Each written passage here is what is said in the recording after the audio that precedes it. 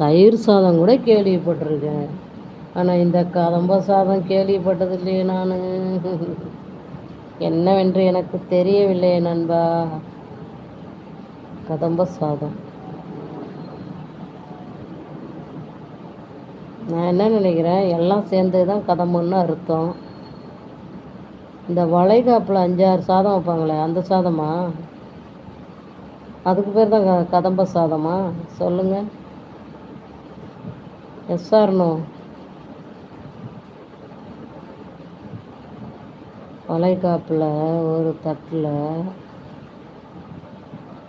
ஒரு ஒரு ஸ்பூனு சாதம் வைப்பாங்க.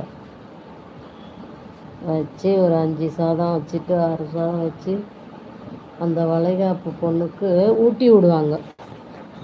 அதுதான் கதம்ப சாதமா?